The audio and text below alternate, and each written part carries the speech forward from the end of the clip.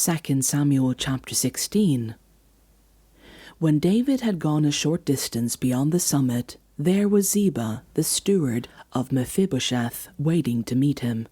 He had a string of donkeys saddled and loaded with 200 loaves of bread, 100 cakes of raisins, 100 cakes of figs, and a skin of wine. The king asked Ziba, "Why have you brought these?" Ziba answered, "The donkeys are for the king's household to ride on, the bread and fruit are for the men to eat, and the wine is to refresh those who become exhausted in the wilderness." The king then asked, "Where is your master's grandson?" Ziba said to him, "He is staying in Jerusalem because he thinks, 'Today the Israelites will restore to me my grandfather's kingdom.'" Then the king said to Ziba, "All that belonged to Mephibosheth is now yours." "I humbly bow," Ziba said. "May I find favor in your eyes, my lord the king." As King David approached Bahurim, a man from the same clan as Saul's family came out from there. His name was Shimei, son of Gera, and he cursed as he came out.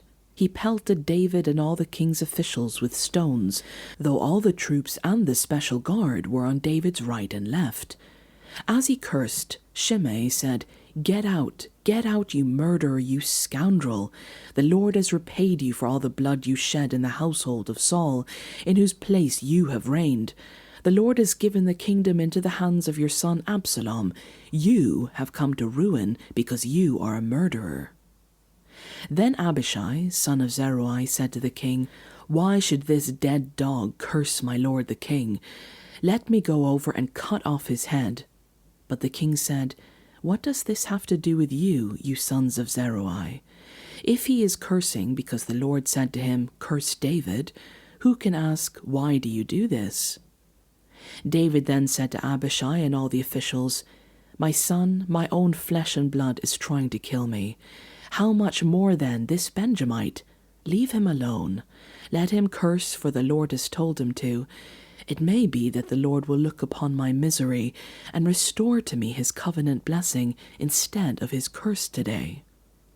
So David and his men continued along the road, while Shimei was going along the hillside opposite him, cursing as he went, and throwing stones at him and showering him with dirt. The king and all the people with him arrived at their destination, exhausted, and there he refreshed himself. Meanwhile, Absalom and all the men of Israel came to Jerusalem, and Ahithophel was with him. Then Hushai the Archite, David's confidant, went to Absalom and said to him, "Long live the king! Long live the king!" Absalom said to Hushai, "So, this is the love you show your friend? If he's your friend, why didn't you go with him?" Hushai said to Absalom, "No, the chosen one by the Lord, by these people, and by all the men of Israel, his I will be, and I will remain with him. Furthermore, whom should I serve? Should I not serve the son? Just as I served your father, so I will serve you." Absalom said to Ahithophel, "Give us your advice. What should we do?" Ahithophel answered, "Sleep with your father's concubines, whom he left to take care of the palace.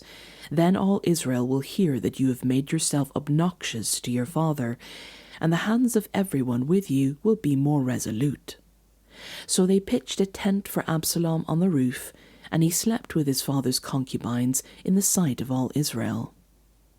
Now in those days the advice Ahithophel gave was like that of one who inquires of the Lord.